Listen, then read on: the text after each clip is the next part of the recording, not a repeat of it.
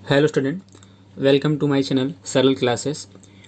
यहाँ आज के लेक्चर में हम करने वाले हैं कक्षा 12वीं फिजिक्स के अध्याय 1 के अति महत्वपूर्ण वेरी इंपॉर्टेंट क्वेश्चन का सॉल्यूशन, जो है द्विध्रुव की अक्षीय स्थिति और इनकी निरक्षीय स्थिति में विद्युत क्षेत्र की तीव्रता हमें ज्ञात करनी है। ये दोनों क्वेश्चन आज के इस लेक्चर में हम करने वाले हैं। शुरुआत करने से पहले बताना चाहूँगा कि यदि अभी तक आपने हमारे चैनल को सब्सक्राइब नहीं किया है तो चैनल को सब्सक्राइब अवश्य कर लें। साथ ही बेल आइकन को आप प्रेस करके रखें ताकि आगे आने वाली वीडियो का नोटिफिकेशन आपको मिलता रहेगा, आप उसे जल्द ही वॉच करेंगे। चलिए शुरुआत करते हैं। क्वेश्चन पूछा है हमसे कि द्विध्रुव की अक्षीय या अनुदैर्ध्य दोनों को एक ही नाम से जानते हैं। दोनों का मतलब एक ही है, या अक्षीय या अनुदैर्ध्य दोनों एक ही है। इस स्थिति में किसी बिंदु पर हमें विद्युत क्षेत्र की तीव्रता ज्ञात करनी है। विद्युत क्षेत्र की तीव्रता क्या होती है? तो E होती है। अब E का जो फॉर्मूला है हमें वो याद होना चाहिए। तो E का फॉर्मूला ये इस प्रकार से है, E = 1/4πε0 K Q/r² Newton per coulomb इसका मात्रक होता है। यहाँ पर जैसे क्वेश्चन में दिया था उसके अकॉर्डिंग हमें काम करना है। यहाँ पूछा है कि द्विध्रुव की स्थिति में, तो द्विध्रुव लेना है। तो द्विध्रुव क्या होता है हमने सीखा था, पढ़ा था इसके पहले वाले लेक्चर में। यदि आपने पहले के लेक्चर नहीं देखे हैं तो वीडियो के डिस्क्रिप्शन में लिंक दे रखी है, आप चेकआउट कर सकते हैं। यहाँ पर हम देखें, हमने लिखा है, हमने यहाँ पर एक डायग्राम बना रखा हुआ है। यहाँ पर A और B क्या है? ये एक विद्युत द्विध्रुव है। अब ये विद्युत द्विध्रुव है तो इस पर दो आवेश होंगे, एक -q आवेश है, एक +q आवेश है। और इन दोनों आवेशों के मध्य की जो दूरी है वो 2a थी। टोटल दूरी कितनी थी इनकी? 2a यहाँ पर दूरी थी। और जब 2a यहाँ पर दूरी थी तो हमने यहाँ पर इनका मध्य बिंदु ले लिया O। तो मध्य बिंदु O लेने के बाद क्या हुआ कि इन दोनों के जो बीच की दूरी थी 2a वो आधी आधी हो गई। तो ये इधर वाली दूरी a हो गई और इधर की दूरी भी ये a बन गई। अब हमने यहाँ पर क्या किया है कि इसके मध्य बिंदु O से r दूरी पर अक्षीय स्थिति में, अब अक्षीय स्थिति किसको बोलते हैं? तो ये ध्यान रखें, यदि हम इस AB द्विध्रुव को सीधा रखेंगे, इस प्रकार से रखेंगे और इसके समांतर लाइन खींचेंगे इसी बिंदु से होते हुए, तो हमें ये अक्षीय स्थिति मिल जाएगी। यदि हम द्विध्रुव को इसी प्रकार से रखें और खड़ी लाइन खींचेंगे तो हमें यहाँ पर निरक्षीय स्थिति प्राप्त हो जाएगी। तो हम यहाँ पर अक्षीय स्थिति वाला करना जा रहे हैं। तो यहाँ पर आप देख सकते हैं हमने AB विद्युत द्विध्रुव ले लिया है। इसके मध्य बिंदु O से r दूरी पर अक्षीय स्थिति में हमने एक बिंदु P लिया है, जहाँ पर हमें विद्युत क्षेत्र की तीव्रता यानी कि E की गणना करनी है। अब यहाँ पर गणना करने के लिए हम यहाँ पर एक परीक्षण आवेश लेके आते हैं, जिसको हम Q0 के नाम से जानते हैं। यहाँ पर हम लेके आएंगे, है ना, क्या करेंगे, यहाँ पर एक परीक्षण आवेश लेके आए हैं। जो परीक्षण आवेश होता है ये हमेशा धन आवेश ही होता है। तो अब यहाँ पर क्या होगा, यदि हम यहाँ पर धन आवेश लेके आते हैं और यहाँ पर भी धन आवेश है, तो हमने पढ़ा था कि धन और धन यानी कि प्लस आवेश में प्रतिकर्षण होता है। इस कारण से यह B बिंदु पर जो Q आवेश रखा है यह इसको इधर की ओर प्रतिकर्षित करेगा, यानी कि यहाँ पर जो विद्युत क्षेत्र की तीव्रता बनेगी वो यहाँ बन जाएगी E1। चूँकि P इस B के अति पास में है, बहुत पास में है, इसलिए इसकी तीव्रता यहाँ पर ज़्यादा होगी, इसलिए हमने E1 की जो लाइन है वो ज़्यादा बना रखी है। इसी प्रकार से हम यहाँ पर A पर जो -q आवेश रखा है इसको देखें तो ये इस P बिंदु से काफ़ी दूर है। इस कारण से इसके द्वारा जो यहाँ पर आकर्षण बल लगेगा, माइनस प्लस में क्या लगता है? आकर्षण बल लगता है। तो ये इसको अपनी ओर खींचेगा, लेकिन इस B से ज़्यादा पावरफुल नहीं होगा। इस कारण से यहाँ पर E2 जो विद्युत क्षेत्र की तीव्रता बनेगी वो इससे कम ही बनेगी। तो अब हमें विद्युत क्षेत्र के जो तीव्रता वाला फॉर्मूला है उसमें दूरी भी आता है, r² आता है। तो हम यहाँ पर इन दोनों की अलग अलग दूरियाँ निकाल लेते हैं। देख सकते हैं यहाँ पर हमें सबसे पहले B से लेकर P तक की दूरी यहाँ पर निकालनी है। किसकी दूरी निकालनी है? B से लेकर P तक की दूरी हमें निकालनी है। किस प्रकार से निकालेंगे? तो हमारे पास टोटल दूरी r है O बिंदु तक, और O से लेकर B तक की दूरी क्या है? A है। हमें केवल दूरी यहाँ तक ही चाहिए, B से लेकर P तक की दूरी चाहिए, लेकिन क्या हो रहा है, ये A दूरी ज़्यादा आ रही है इसमें से। तो हम क्या करेंगे, इस बड़ी दूरी में से छोटी दूरी माइनस कर देंगे, यानी कि r - a इस BP की दूरी हो जाएगी। क्या हो जाएगी? BP की दूरी r - a, BP r - a, ये इसकी दूरी होगी। सेम वर्ग हमें यहाँ ए से लेकर पी तक भी करना है। तो यहाँ देख सकते हैं कि पी से लेकर ओ तक की जो दूरी है वो तो आर है, लेकिन ओ से ए की जो दूरी है वो ए ज़्यादा है। जब ये ज़्यादा है तो हम ए से पी तक की दूरी को आर प्लस ए से डिनोट कर देंगे। आप यहाँ पर याद रखने के लिए ऐसा कर सकते हैं कि छोटी दूरी को माइनस में लिखेंगे, बड़ी दूरी को प्लस में लिखेंगे। छोटी दूरी माइनस में, बड़ी दूरी प्लस में। तो बी पी छोटी दूरी है तो आर माइनस ए कर देंगे, और ए पी बड़ी दूरी है तो इसको आर प्लस ए हम कर देंगे। अब जो हमने यहाँ पर काम किया है वो काम हमें यहाँ लिखना भी है, तो हमने इस प्रकार से यहाँ पर इसको लिख देंगे। देख सकते हैं, माना कि एक विद्युत द्विध्रुव ए बी है जिस पर आवेश माइनस क्यू और प्लस क्यू है, तथा दोनों के मध्य की दूरी है वो 2a है। इस द्विध्रुव को हमने के माध्यम में रखा है। अब द्विध्रुव के मध्य बिंदु O से r दूरी पर अक्षीय स्थिति में एक बिंदु P है, जहां हमें क्या करना है, तो जहां हमें विद्युत क्षेत्र की गणना करनी है। तो हमने चित्र से मान निकाला है कि चित्रानुसार AP बराबर क्या हो गया, R प्लस ए हो गया। ये A से लेकर P तक की दूरी क्या है, बड़ी दूरी है, R प्लस ए हो गया। फिर BP निकाला हमने, तो BP क्या है, छोटी दूरी है, तो ये बन गया R माइनस ए। अब यहाँ पर हमें एक बार इस प्लस क्यू आवेश के कारण तीव्रता निकालनी पड़ेगी जो है E1, और एक बार माइनस क्यू के कारण निकालनी पड़ेगी जो होगी E2। यदि हम ये दोनों निकाल लेते हैं तो परिणामी हम निकाल लेंगे। आप यहाँ देख सकते हैं कि जो विद्युत क्षेत्र की तीव्रता हम निकालते हैं, तो विद्युत क्षेत्र की जो तीव्रता है ये सदिश राशि है। कैसी राशि है, सदिश राशि है। यदि आप यहाँ से इसके ऊपर वेक्टर लगाते हैं तो सभी में वेक्टर लगाना पड़ेगा, यदि नहीं लगाते हैं तो मत लगाइए, कोई दिक्कत वाली बात नहीं है। तो यहाँ पर आप देख सकते हैं सदिश जो रहता है वो दिशाओं पर डिपेंड करता है। तो यहाँ आप देख सकते हैं इसकी दिशा इस तरफ है, इसकी दिशा इस तरफ है। तो हमें जब परिणामी निकालना होगा, ए निकालना होगा, तो जो बड़ा मान है उसमें छोटा मान हम माइनस कर देंगे। यानी कि परिणामी कैसे निकालेंगे, तो हमें ए निकालना पड़ेगा, E1 माइनस E2 से निकालना पड़ेगा। तो हम पहले E1 निकाल लेते हैं, फिर E2 निकाल लेते हैं, फिर इसमें माइनस कर देंगे। तो चलिए शुरुआत करते हैं हम। पहले हम लिखेंगे प्लस क्यू आवेश के कारण बिंदु P पर विद्युत क्षेत्र की तीव्रता। इस प्रकार से हम लिखेंगे।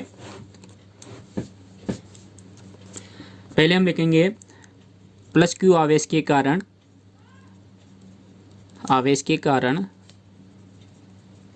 बिंदु P पर विद्युत क्षेत्र की तीव्रता। विद्युत क्षेत्र की तीव्रता ये हमने यहाँ पर लिख दिया। अब मैं यहाँ दूरियाँ भी लिख देता हूँ। AP बड़ी दूरी थी यानी कि ये R प्लस ए है, और BP छोटी दूरी थी यानी कि ये R माइनस ए थी। और इसका जो फॉर्मूला है वो होता है, E का फॉर्मूला होता है E equal to 1/4 pi epsilon not K Q by R square, ये इसका फॉर्मूला होता है। तो देखें यहाँ पर सबसे पहले हमने प्लस क्यू आवेश के कारण लगाएंगे, यानी कि जो पास वाला है। अब प्लस क्यू आवेश कहाँ रखा हमने वो देख लेते हैं। तो प्लस क्यू आवेश जो रखा हमने वो रखा है बी बिंदु पर, यानी कि हमें छोटी दूरी लेनी है। तो हम यहाँ लिखेंगे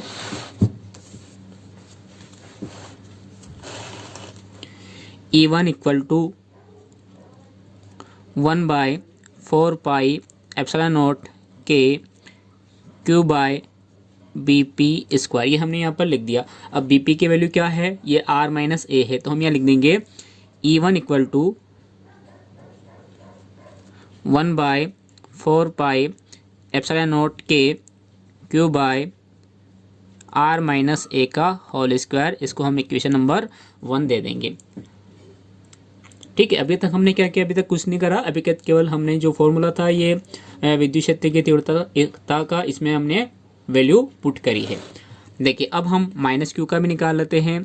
माइनस क्यू आवेश के कारण बिंदु P पर विद्युत क्षेत्र की तीव्रता, तो ये हो जाएगी E2 इक्वल टू, क्या होगी ये, E2 इक्वल टू ये होगी 1/4 pi epsilon not K Q by, ये हो जाएगी AP स्क्वायर, क्या होगी, AP स्क्वायर होगी। यहाँ पर हम AP की वैल्यू रख देते हैं। अब AP की वैल्यू क्या है, बड़ी दूरी है, तो ये हो जाएगी यहाँ से E2 equal to 1/4 epsilon naught K Q by R plus A का होल स्क्वायर, इसको हम इक्वेशन नंबर 2 दे देंगे। जब हमने यहाँ पर प्लस क्यू आवेश के कारण विद्युत क्षेत्र की तीव्रता निकाल ली है, माइनस के कारण तीव्रता निकाल ली है, तो हम इनका परिणामी तीव्रता निकाल लेते हैं। तो हम यहाँ लिखते हैं, चूंकि विद्युत क्षेत्र की तीव्रता एक सदिश राशि है, चूंकि विद्युत क्षेत्र की तीव्रता एक सदिश राशि है,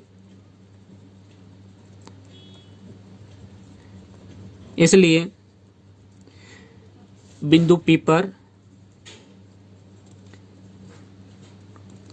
परिणामी विद्युत क्षेत्र की तीव्रता, अब क्या हो जाएगा परिणामी, हमने बताया था आपको कि E बराबर हो जाएगा E1 माइनस E2। क्या हो जाएगा, E equal to E1 minus E2। अब हम यहाँ पर E1 और E2 की जो वैल्यू है वो यहाँ पर पुट कर लेते हैं। आप देख सकते हैं आपके सामने E1 और E2 की वैल्यू यहाँ पर लिखी हुई है। E1 की वैल्यू ये लिखेंगे और E2 की वैल्यू ये हम यहाँ पर लिखेंगे। तो इस प्रकार से तो बन जाएगा E equal to 1/4 pi epsilon naught K Q by R minus ए का होल स्क्वायर, फिर माइनस लगाना है, माइनस लगा देंगे, फिर लिखेंगे बी इस E2 की वैल्यू जो है 1/4 pi epsilon naught K Q by R plus A का होल स्क्वायर। अब हम यहाँ पर इसको सॉल्व कर लेते हैं। यदि हमने इसको सॉल्व कर लिया अच्छी तरह से तो जो आंसर इसका अक्षीय स्थिति का वो हमें प्राप्त हो जाएगा। देखें यहाँ पर आप देख सकते हैं ये दोनों वैल्यू सेम हैं। क्या है, ये दोनों वैल्यू पूरी की पूरी तरह से सेम हैं, लेकिन यहाँ पर केवल एक ही अंतर है कि एक जो संख्या है वो प्लस की है और एक संख्या माइनस की है, यानी कि जो इनका जो दूरी है बीच की दूरी जो है वो दूरी यहाँ r माइनस ए है और यहाँ पर r प्लस ए है। इस कारण से हम क्या कर देंगे, पूरे टर्म को हम कॉमन ले लेंगे सिवाय r माइनस ए और r प्लस ए के। तो देखिए इस प्रकार से हम कॉमन लेंगे तो E इक्वल टू यहाँ पर चलता रहेगा, ये तो ये बन जाएगा 1/4 pi epsilon naught K Q by 1 हम लिख सकते हैं यहाँ पर, और यहाँ पर हम कॉमन निकाल लिया। क्या कर लिया हमने, ये पूरा का पूरा कॉमन निकाल लिया, इसमें से भी निकाल लिया और इसमें से भी कॉमन हमने ले लिया। तो यहाँ पर क्या बचा, तो यहाँ पर क्यू भी निकाल लिया ना, तो ये 1 बचा है, तो ये हो गया 1/r माइनस ए का होल स्क्वायर माइनस माइनस के बाद यहाँ ये वाला जो टर्म है वो बचा है, पद बचा है, तो ये हो गया r प्लस ए का होल स्क्वायर। इसको सॉल्व कर लेते हैं इस ब्रैकेट को। इसको सॉल्व किस प्रकार से करेंगे, तो हम इन दोनों का एलसीएम ले लेते हैं। क्या ले लेते हैं, इन दोनों का एलसीएम लसे ले लेते हैं।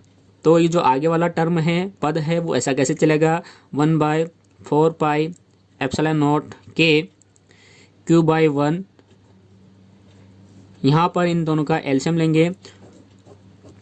जानते हैं कि जब दोनों सेम संख्या रहती है तो एलसीएम एक ही आता है, जब अलग अलग रहता है तो दोनों संख्या इनटू में आ जाती है। तो यहाँ पर ये दोनों संख्या अलग अलग हैं तो एलसीएम इसका दोनों आ जाएगा, यानी कि r माइनस ए का होल स्क्वायर और ये r प्लस ए का होल स्क्वायर यहाँ पर आ जाएगा। अब यहाँ पर क्या होगा, ये वाली जो संख्या है वो यहाँ आ जाएगी और ये वाली जो संख्या है ये यहाँ आ जाएगी, बीच में चिन्ह माइनस का जो था वो आ जाएगा यहाँ पर, है ना। तो ध्यान रखें ये हो जाएगा r प्लस ए का होल स्क्वायर माइनस ये हो जाएगा r माइनस ए का होल स्क्वायर। हम ब्रैकेट को यहाँ पर क्लोज कर देते हैं। उसके बाद देखिए 1/4 pi epsilon naught K Q by 1 as it is है। अब हमें इस पूरे जो स्क्वायर है इनको सॉल्व करना है। तो यहाँ पर आप देख सकते हैं, यहाँ पर देखिए r प्लस ए यानी कि a प्लस बी का होल स्क्वायर का फॉर्मूला लगेगा, r माइनस ए यानी कि यहाँ पर a माइनस बी का होल स्क्वायर का फॉर्मूला लगेगा, r माइनस ए और r प्लस ए यानी कि a प्लस बी और a माइनस बी का फॉर्मूला लगेगा। मैं यहाँ पर फॉर्मूला लिख देता हूँ, ये स्टेप आप काउंट इसमें मत कीजिएगा, यहाँ पर फॉर्मूला लिख रहा हूँ मैं। ये सूत्र हमने यहाँ पर लगाए हैं। पहला सूत्र हमने लगाया है, पहला फॉर्मूला लगाया है a प्लस बी का होल स्क्वायर जो है a square plus B square plus 2ab, ये फॉर्मूला है। एक लगाएंगे हम a माइनस बी का होल स्क्वायर, जो होता है a square plus B square minus 2ab होता है। और एक लगाएंगे हम a प्लस बी और a माइनस बी, जो फॉर्मूला होता है a square minus B square. ये 3 फॉर्मूले हम यहाँ पर यूज़ करेंगे। ए प्लस बी का होल स्क्वायर, ए माइनस बी का होल स्क्वायर, ए प्लस बी, ए माइनस बी। यहाँ पर आप देख सकते हैं, पहले हम नोमिनेटर है उसका कर लेते हैं। यहाँ पर आर प्लस ए का होल स्क्वायर है, यानी कि आर स्क्वायर प्लस ए स्क्वायर प्लस 2r हो जाएगा। आर स्क्वायर प्लस ए स्क्वायर प्लस 2ra, ये हमने इस फॉर्मूले के अकॉर्डिंग ही किया है। ए की जगह हमने आर लिखा है और बी की जगह हमने ये ए लिखा है। जहाँ से यदि स्टेप समझ नहीं आता है तो आप वीडियो को रिवर्स करके पुनः देख सकते हैं। स्टेप्स वेरी इजी है, बहुत सिंपल वे से हम इस तरह सॉल्यूशन कर रहे हैं, आपको समझ में आ जाएंगे। उसके बाद ये माइनस है, तो माइनस देखिए माइनस क्या होता है, माइनस बड़ा दुखदायी होता है, अच्छे से सवाल की जो ये बैंड बजा देता है। तो इस माइनस का विशेष ध्यान रखें। यहाँ पर प्लस था तो कोई दिक्कत वाली बात नहीं थी, लेकिन ये जो माइनस है ये बहुत खराब है, इसका विशेष तौर पर ध्यान रखें। अब क्या करेंगे, यहाँ पर ब्रैकेट का ही यूज़ करेंगे, तो हम ब्रैकेट लगा लेते हैं। यहाँ पर a माइनस बी का होल स्क्वायर का फॉर्मूला हम लगाएंगे, जो कि इस प्रकार से बनेगा आर स्क्वायर प्लस ए स्क्वायर, यानी कि A square plus B square, फिर माइनस का 2ra, माइनस का 2ra ये बन गया। इसको ब्रैकेट को क्लोज कर देते हैं और बड़े ब्रैकेट को भी हम क्लोज कर देते हैं। यहाँ पर देखिए a minus B A plus B, ये इसी प्रकार से है। a minus B A plus B आगे पीछे है, होने से कोई फ़र्क नहीं पड़ता इनटू में। तो यहाँ पर हो जाएगा A square minus B square, तो यानी कि R square minus A square का होल स्क्वायर होगा। होल स्क्वायर दोनों में लग रहा है ना, इस वजह से यहाँ पर होल स्क्वायर ये आएगा। हमने इन दोनों का इंटू किया। अब आप देख सकते हैं हमें अगले स्टेप में क्या करना है, ये जो माइनस है इस माइनस के कारण यहाँ पर जो चिन्ह आएंगे इनको चेंज करना है। बाकी स्टेप पूरी की ऐसी कैसी हम यहाँ पर लिखेंगे। ध्यान रखें, आर स्क्वायर प्लस का है माइनस का हो जाएगा, ए स्क्वायर प्लस का है माइनस का हो जाएगा, 2ra माइनस का है ये प्लस का हो जाएगा। चलिए हम नेक्स्ट स्टेप करते हैं। अगली स्टेप ई इक्वल टू चल रहा है, तो हम लिख देते हैं यहाँ ई इक्वल टू, कॉमन है 1/4 pi epsilon naught K Q by 1। यहाँ पर आगे की वैल्यू सेम थी, आर स्क्वायर प्लस ए स्क्वायर प्लस 2ra। पीछे की जो टर्म थी उसमें हमें चेंज करना है, आर स्क्वायर प्लस का था ये आर स्क्वायर माइनस का हो जाएगा, ए स्क्वायर प्लस में था ये माइनस का ए स्क्वायर हो जाएगा, और माइनस का 2ra था तो ये प्लस का 2ra हो जाएगा। उसके बाद नीचे ये जो टर्म है वो ऐसे कैसे लिखेंगे, R square minus A square का होल स्क्वायर, क्लोज ब्रैकेट कर देते हैं। यहाँ आप देख सकते हैं कि इस आर स्क्वायर से ये आर स्क्वायर कट गया है, इस ए स्क्वायर से ये ए स्क्वायर यहाँ पर कट गया है, देख सकते हैं आसानी से कट गया।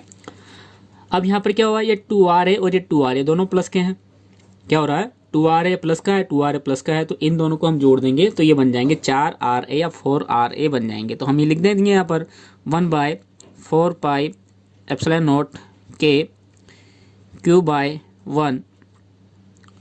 अब केवल एक ही एलिमेंट बचा है तो हम यहाँ पर इनटू में 4ra लिख देंगे, अपोन में ऐसा कैसे लिखेंगे, R square minus A square का होल स्क्वायर। अब आप देख सकते हैं 4 को हम इस प्रकार से लिख सकते हैं, क्योंकि हमें कुछ यहाँ पर एक वैल्यूज़ की ज़रूरत पड़ने वाली है, तो हम 4 को ऐसे लिख सकते हैं 2 × 2। 4 को क्या लिख देंगे हम 2 × 2 लिख देंगे इस प्रकार से,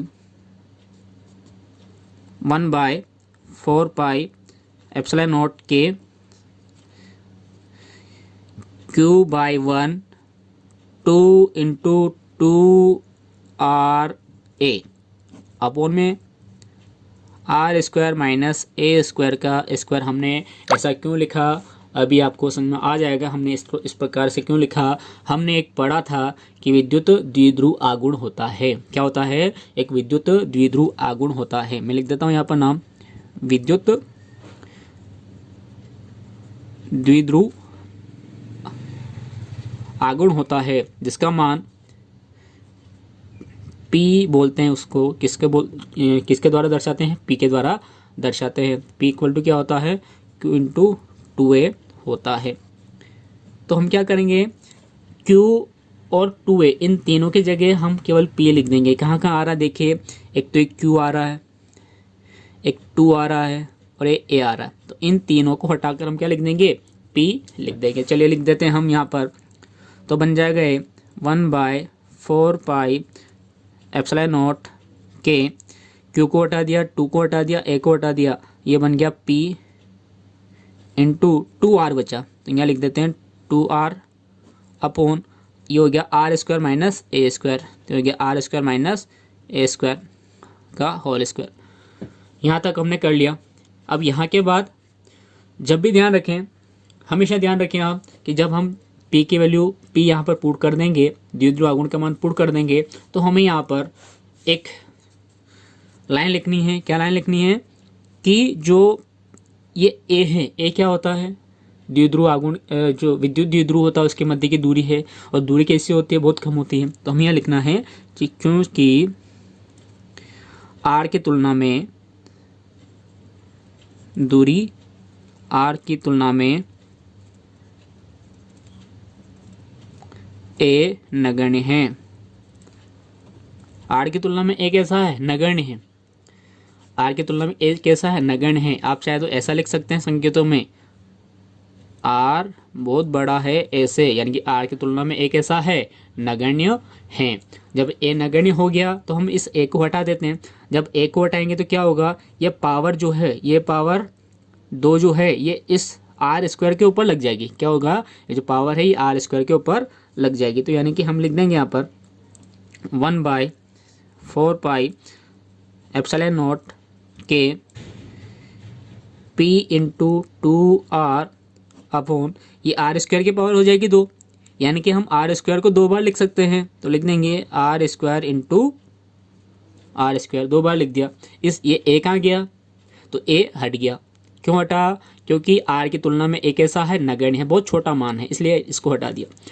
अब यहाँ देख सकते हैं इस R से वाला जो R है वो एक बार कट गया, केवल एक R बचा है। तो यहाँ पर R की घात 2 है, यहाँ पर R की घात 1 है, तो घातें जुड़ जाएगी।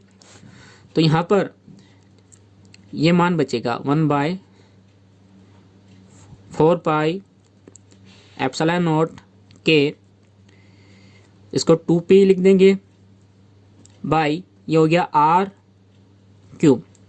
क्या हो गया है? 2P/R cube. यही आ गया विद्युत क्षेत्र की तीव्रता, जिसका मान होता है अक्षीय स्थिति में E equal to 1/4 pi epsilon naught K 2P/R cube. ये इसका मान आ गया, ये इसकी अक्षीय स्थिति में इसकी वैल्यूज़ है। यहाँ पर आप चाहें तो इसको 2 मात्रकों में, 2 पद्धतियों में और लिख सकते हैं। यदि हम वायु निर्वात में मान लेते हैं, किस में मान लें? ये यदि वायु निर्वात उपस्थित है तो वायु निर्वात में क्या होता है? K इक्वल टू 1 होता है। वायु निर्वात में क्या होता है? K इक्वल टू 1 होता है। तो ऐसे पद्धति में क्या होगा? तो ऐसे पद्धति में E की वैल्यू हो जाएगी 1/4 पाई एप्सिलॉन नॉट, K हट जाएगा, यह आ जाएगा 2P/R क्यूब न्यूटन प्रति कूलाम, न्यूटन पर कूलाम, ये इसका मान आ जाएगा। यदि हम CGS पद्धति में लिखें, CGS पद्धति में, अब CGS पद्धति में क्या होगा? ध्यान रखें हमेशा जो भी नियतांक होता है वो CGS पद्धति में हट जाता है, वो CGS पद्धति में काउंट नहीं किया जाता है। तो CGS पद्धति में जो विद्युत क्षेत्र की तीव्रता आएगी वो आ जाएगी E equal to 2P/R cube, newton की जगह डायन बोलते हैं, डायन प्रति स्थित कूलाम। तो यहाँ पर इस प्रकार से हमने इसको बहुत ही आसानी से कर लिया है। अब हम इसका जो सेकंड इम्पोर्टेंट डेरिवेशन है उसको करते हैं, जो है निरक्षीय स्थिति में विद्युत क्षेत्र की तीव्रता की गणना करना है। देखिए क्वेश्चन ये रहा आपके सामने कि निरक्षीय स्थिति या अनुप्रस्थ स्थिति, इसको अनुप्रस्थ स्थिति भी बोलते हैं और निरक्षीय स्थिति भी इसको बोला जाता है। हमें यहाँ पर विद्युत द्विध्रुव की निरक्षीय स्थिति में या अनुप्रस्थ स्थिति में विद्युत क्षेत्र की तीव्रता की गणना करना है। तो चलिए शुरुआत करते हैं। सबसे पहले हमें विद्युत द्विध्रुव लेना है, तो ले लेते हैं इस प्रकार से। तो हमने माना कि ये जो AB है एक विद्युत द्विध्रुव है, इस पर दो आवेश हैं, एक -q आवेश है, एक +q आवेश है। क्या लिया हमने? जो हमने लिया है वो हमें लिखना भी है एज इट इज। तो AB क्या है? एक विद्युत द्विध्रुव है जिस पर दो आवेश है, -q और +q। इन दोनों के मध्य की जो दूरी है वो है 2a और इसको हमने k माध्यम में रखा है।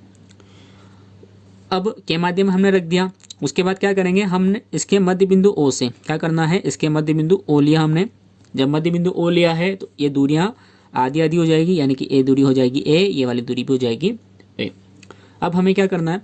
इसके मध्य बिंदु O से R दूरी पर यदि हम सीधा इस प्रकार से लेते हैं तो ये अक्षीय स्थिति है, ऊर्ध्वाधर लेते हैं, खड़ा लेते हैं तो ये निरक्षीय स्थिति है। तो हम यहाँ से निरक्षीय स्थिति में R दूरी पर एक बिंदु P ले लेते हैं। तो हम यहाँ पर R दूरी पर एक बिंदु P ले लेते हैं।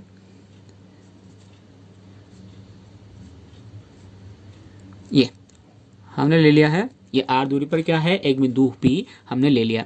जहाँ पर हमें क्या करना है? जहाँ पर हमें विद्युत क्षेत्र की तीव्रता यानी कि E की गणना करना है। अब यहाँ पर भी आप देखें, हम A को P से मिला देते हैं, B को P से मिला देते हैं। मिला दिया इस प्रकार से, ये P को हमने मिला दिया। अब यहाँ पर आप देख सकते हैं कि हमें A से लेकर P तक की दूरी निकालनी है और B से लेकर P तक की दूरी हमें निकालनी है। पहले हम दूरियां निकाल लेते हैं। दूरियों के साथ साथ ही हम यहाँ पर दिशा भी बता लेते हैं। यहाँ पर +q आवेश हम लेके आते हैं तो प्लस में और इस प्लस में क्या होता है? प्रतिकर्षण होता है। तो यहाँ पर विद्युत क्षेत्र की जो तीव्रता की दिशा है वो इस प्रकार से बनेगी, ऊपर की तरफ। दिशा किस प्रकार से बनेगी? है ऊपर की तरफ यहाँ पर दिशा बन जाएगी। दिशा को हमने थोड़ा सा डार्क किया है, आप चाहे तो डार्क कर सकते हैं और डार्क नहीं भी कर सकते हैं। और इस P बिंदु पर प्लस आवेश है, यहाँ पर माइनस आवेश है, ये तो अपनी ओर आकर्षित करेगा। तो यहाँ पर दिशा की तीव्रता की दिशा है वो कहाँ पर बनेगी? वो नीचे की ओर बनेगी। ये तो ये बन गया E1 और ये बन गया E2। तो हम यहाँ पर देख सकते हैं कि ये जो दोनों दूरियां हैं ये दोनों दूरियां बराबर होगी। आप देख सकते हैं यहाँ पर चित्र से,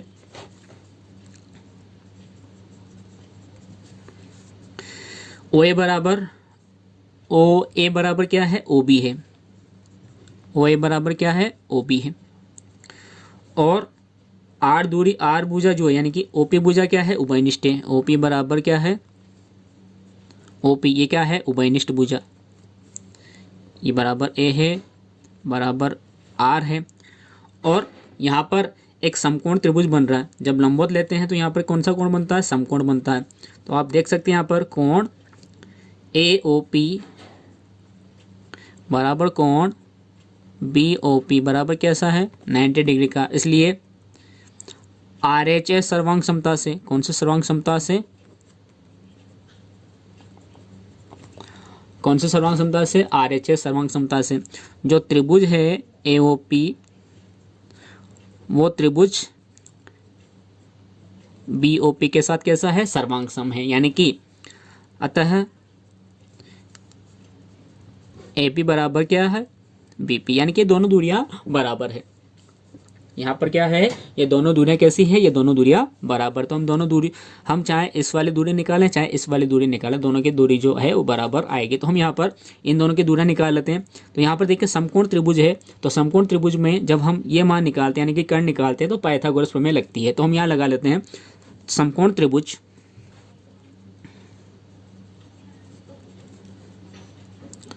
AOP में कौन से प्रमेय से? पाइथागोरस प्रमेय से।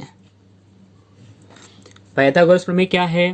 कर्ण का स्क्वायर। अब कर्ण क्या है? यहाँ पर AP है तो ये AP का स्क्वायर हो गया, बराबर लंब का स्क्वायर। लंब क्या है? यहाँ पर OP है तो OP का स्क्वायर हो गया, प्लस आधार का स्क्वायर, तो आधार क्या है यहाँ पर AO है, तो AO का स्क्वायर हो गया। वैल्यूज़ यहाँ रख देते हैं, तो AP स्क्वायर बराबर क्या हो गया, ये हो गया OP की वैल्यू है R स्क्वायर प्लस इसकी वैल्यू है A स्क्वायर, तो इसकी वैल्यू क्या हो जाएगी R square plus A square की। अब हमें AP निकालना है, तो AP निकालेंगे इस प्रकार से, तो स्क्वायर हटाते हैं तो सामने वाले पर अंडरवुड चढ़ जाता है, तो चाहे तो हम ये लिख सकते हैं R square plus A square, या चाहे तो हम ये लिख सकते हैं ये जो घात है उन यह घात जब इधर जाती है तो 1/में हो जाती है, यानी कि घात उलट जाती है, तो 2 है तो इसकी घात हो जाएगी 1/2, यानी कि R square plus A square की पावर 1/2 ये हो जाएगी। तो यहाँ पर जो वैल्यूज़ है वो आ गई है। आता है AP स्क्वायर बराबर क्या है BP स्क्वायर है, तो यानी कि ये हो गया R square plus A square. उसके बाद तथा करके हम लिख सकते हैं AP बराबर क्या है BP है, यानी कि ये हो गया R square plus A square की पावर 1/2। ये दूरी हमने निकाली। सवाल तो अब स्टार्ट होगा। अभी तक हमने क्या किया, केवल दूरी निकाली है, अब सवाल स्टार्ट होगा। अब हमें वही काम करना है, एक बार प्लस Q आवेश के कारण बिंदु P पर विद्युत क्षेत्र निकालना है, एक बार माइनस Q आवेश लेना है और बिंदु P पर विद्युत क्षेत्र निकालना है। तो निकाल लेते हैं। सबसे पहले प्लस Q आवेश के कारण बिंदु P पर विद्युत क्षेत्र की तीव्रता। अब यहाँ पर फॉर्मूला वे लगाएंगे, E1 इक्वल टू 1/4πε0 के। E1 के लिए दूरी क्या है, तो E1 ये है, इसकी दूरी आ जाएगी BP का स्क्वायर, तो ये हो गया Q/BP स्क्वायर। वैल्यूज यहाँ पर रख देते हैं, तो ये मान हमें प्राप्त होगा E1 का, E1 इक्वल टू 1/4πε0 के Q/BP स्क्वायर की वैल्यू है R square plus A square है, तो यहाँ लिख देंगे R square plus A square, equation number 1 यहाँ पर देंगे। यहाँ पर थोड़ा सही लिख देता हूँ मैं, स्क्वायर A का स्क्वायर है। उसके बाद तथा माइनस Q आवेश के कारण बिंदु P पर विद्युत क्षेत्र की तीव्रता निकालेंगे हम, तो ये हो जाएगी E2 इक्वल टू 1/4πε0 के Q/, यहाँ पर आ जाएगा AP का स्क्वायर। AP की वैल्यूज़, तो AP और BP की वैल्यू सेम है, तो यहाँ हम लिख देंगे E2 इक्वल टू 1/4πε0 के Q/, R square plus A square, equation number 2 देंगे।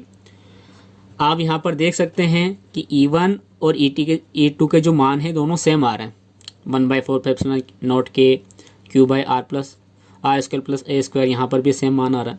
जब सेम मान आ रहा है तो आप यहाँ देख सकते हैं, चूँकि ये सदिश है और सदिश डिपेंड करता है दिशाओं पर, तो यहाँ पर क्या हो रहा है कि E1 की दिशा इस तरफ है और E2 की दिशा इस तरफ है, तो हम यहाँ लिख देंगे चूँकि E1 व E2 के परिमाण तो समान हैं, परिमाण तो कैसे हैं, समान है। अब परिमाण क्या होता है, जो आप हमें यहाँ पर वैल्यूज दोनों की मिली है इनको ही परिमाण बोलते हैं। तो यहाँ पर परिमाण तो समान है किंतु दिशाएं भिन्न भिन्न हैं। दिशाएं कैसे हैं, यहाँ पर इनकी भिन्न भिन्न हैं, इसलिए हमें E1 व E2 के E1 व E2 को क्षैतिज व ऊर्ध्वाधर घटकों में वियोजित करने पर, क्या करने पर, घटकों में वियोजित करने पर, हम घटकों में वियोजित करते हैं। देखिए E1 कैसा है, इस तरफ है, मतलब कि ये ऊपर वाले स्थान में, यानी कि ये इसकी जो दिशा है वो यहाँ पर और यहाँ इन दोनों में है। तो इसके दो ऊर्ध्वाधर घटक ये हो गए, क्षैतिज घटक इसको बोलेंगे, ऊर्ध्वाधर घटक इसको बोलेंगे। तो E1 का बाटा है तो E1 हो जाएगा साइन थीटा और ये E1 हो जाएगा कोस थीटा। उसी प्रकार से हम E2 के निकालते हैं तो E2 क्या हो रहा है, एक तो नीचे की तरफ आ रहा है और एक इसी लाइन पर आ रहा है। तो ये E2 का है तो E2 साइन थीटा है और यहीं पर आ रहा है तो यहीं पर ही E2 कोस थीटा है, आप देख सकते हैं। तो हम यहाँ पर लिख देंगे E1 का क्षैतिज घटक E1 कोस थीटा और ऊर्ध्वाधर घटक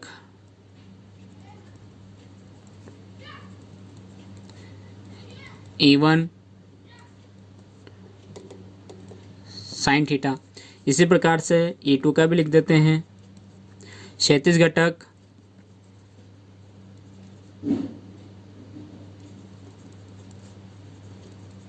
ये हो जाएगा E2 कोस थीटा और ये हो जाएगा ऊर्ध्वाधर घटक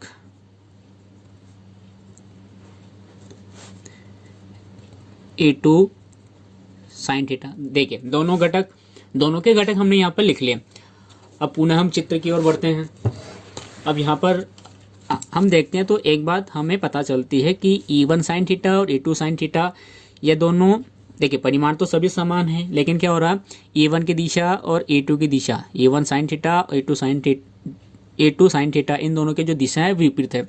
विपरीत मतलब ये इसको इधर की ओर खींच रहा है, ये इसको इधर की ओर खींच रहा है, तो ये दोनों तो हो जाएंगे निष्फल। ये दोनों कैसे हो जाएंगे, निष्फल हो जाएंगे। लेकिन क्या होगा, E1 कोस थीटा भी इसी तरफ है, E2 कोस थीटा भी इसी तरफ है, इस कारण से ये दोनों आपस में जुड़ जाएंगे और परिणामी तीव्रता हमें इसकी निकालनी पड़ेगी। तो देखिए हम यहाँ लिखेंगे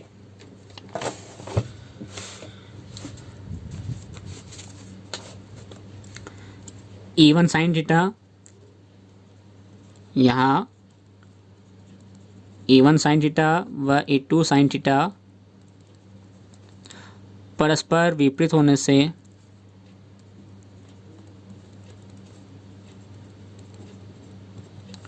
निष्फल हो जाते हैं।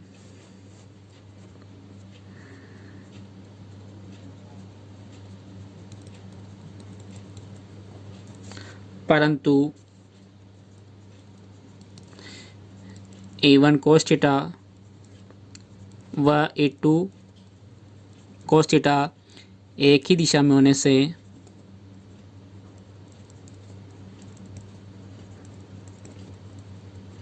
जुड़ जाते हैं। इसलिए बिंदु P पर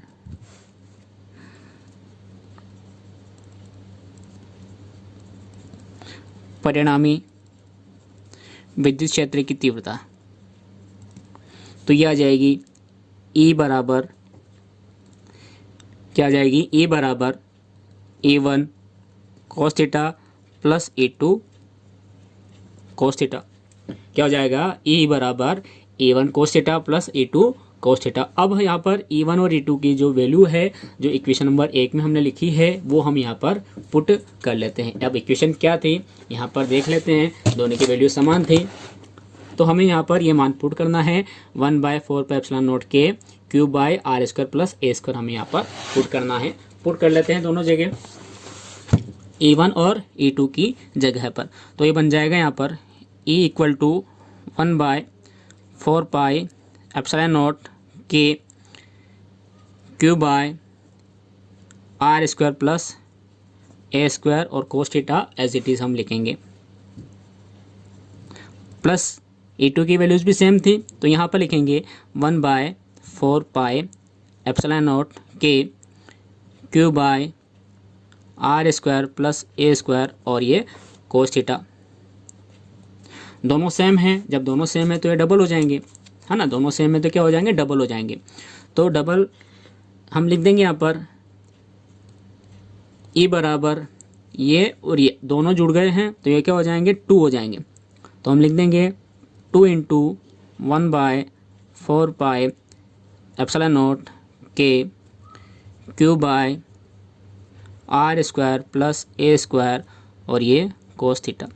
अब यहाँ पर क्या हो रहा है, हमें मान प्राप्त हो गया था लेकिन ये कोस थीटा एडवांस आ रहा है।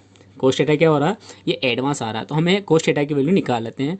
तो कोस थीटा की वैल्यू निकालते हैं तो इसको समीकरण नंबर हम 1 दे देते हैं। तो हम यहाँ कोस थीटा की वैल्यू निकालेंगे, किस प्रकार से निकालेंगे, तो हम यहाँ पर चित्र का प्रयोग करेंगे। चित्र से cos theta equal to,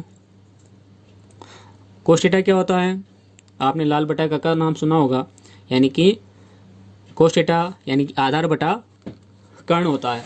cos theta क्या होता है, आधार बटा कर्ण होता है। तो आधार क्या है यहाँ पर AO है या AO है और कर्ण क्या है AP है। तो लिख देंगे हम यहाँ पर आधार AO बटा कर्ण यानी कि AP, दोनों की वैल्यूज़ हमने निकाल ली हैं चित्र में। तो ये हो जाएगा cos theta equal to A upon में are square plus A square की पावर 1/2, रूट भी लिख सकते हैं लेकिन हम यहाँ पर 1/2 लिख रहे हैं। ये वाली जो वैल्यू है हम यहाँ समीकरण 3 में रख लेते हैं।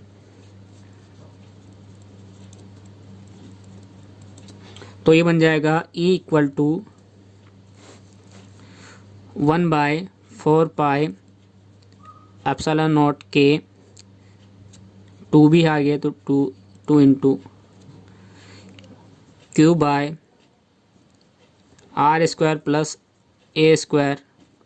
अब कोस थीटा की जगह हमें क्या लिखना है, ये लिखना है। तो लिख देंगे A by are square plus A square की पावर 1/2। अब यहाँ पर आप देख सकते हैं ये 2, ये Q, ये A, यहाँ से हम इसको चेंज कर देंगे कि चूँकि P equal to Q into 2A होता है। ध्यान रखें एक्स स्थिति में Q इंटू 2A की जगह P लिखना है और निरक्षीय स्थिति में भी Q इंटू 2A की जगह हमें P लिखना है। तो यहाँ पे बन ही रहा है तो बना देते हैं। तो बन जाएगा E बराबर 1/4 पाई एप्सिलॉन नॉट के, ये दोनों की तीनों के जगह क्या बन गया, P बन गया, अपॉन यहाँ पर देख सकते हैं आर स्क्वायर प्लस ए स्क्वायर, आर स्क्वायर प्लस ए स्क्वायर, दोनों इसकी पावर कुछ भी नहीं है, मतलब किसकी पावर 1 है, इसके बाद 1/2 है। घाते जोड़ते हैं, जब हम घाते जोड़ेंगे तो इसकी घाते बन जाएगी 3/2। तो ये हो गया आर स्क्वायर प्लस ए स्क्वायर की जो पावर है वो हो जाएगी 3/2। हमने पहले भी जब P आया था तो एक बार लिखी थी कि चूँकि R की तुलना में A नगण्य है, क्या लिखा था, R की तुलना में A नगण्य है। तो यहाँ लिख देंगे चूँकि R की तुलना में A कैसा है, नगण्य है, इसलिए क्या होगा, इस एक को हटा देंगे। इस एक को हटाएंगे तो E बराबर क्या बनेगा, E बराबर बन जाएगा 1/4 pi epsilon naught K P by are square, A हट गया, 3/2 इसकी पावर बच जाएगी तो इंटू 3/2। यहाँ देख सकते हैं इस 2 से 2 यहाँ पर कैंसिल हो गया, इस 2 से 2 कैंसिल हो गया। तो यहाँ पर जो विद्युत क्षेत्र की तीव्रता है E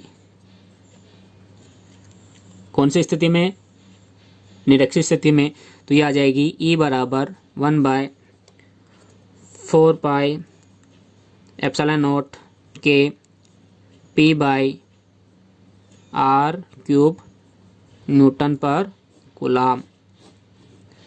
तो ये वैल्यूज़ यहाँ पर हमें निरक्षीय स्थिति में प्राप्त हुई है, ये हमारा यहाँ पर आंसर है। अब हम चाहें तो यहाँ पर इसको 2 पद्धतियों में लिख सकते हैं, एक CGS पद्धति में, एक ऐसे पद्धति में ही लिख लेते हैं। सबसे पहले वायु निर्वात में क्या होता है, K बराबर 1 होता है, तो ऐसे पद्धति में ये हो जाएगा E बराबर 1/4 pi epsilon naught K P bye के हट गया, यहाँ पर ध्यान रखें के हट गया है वायु निर्वात में, bye are cube newton per coulomb. उसके अलावा CGS पद्धति में हम लिखें, अब CGS पद्धति में क्या होता है कि जो नियतांक होता है वो हट जाता है, तो यहाँ पर हम इस नियतांक को हटा देंगे तो E की वैल्यू आ जाएगी निरक्षीय स्थिति में P बाय आर क्यूब। मात्रक हमें लिखना है CGS पद्धति का जो होता है सीजीएस पद्धति में डायन प्रति स्थित कूलाम, है ना, ये होता है डायन प्रति स्थित कूलाम। तो इस प्रकार से हमने यहाँ पर ऐसा पद्धति का जो नियतांक है मान है वो भी निकाल लिया, और सीजीएस पद्धति में जो मान है वो भी हमने यहाँ पर निकाल लिया। तो इस प्रकार से इस चैप्टर के जो दो वेरी इंपॉर्टेंट डेरिवेशन थे हमने आज इस लेक्चर में कर लिए हैं। आई होप आपको अच्छे समझ में आए होंगे। इनका अच्छे सा अभ्यास जरूर करें। साथ ही एक बार पुनः कहना चाहूँगा कि जो नए स्टूडेंट जुड़ते जा रहे हैं वो चैनल को अवश्य से सब्सक्राइब कर लें। धन्यवाद।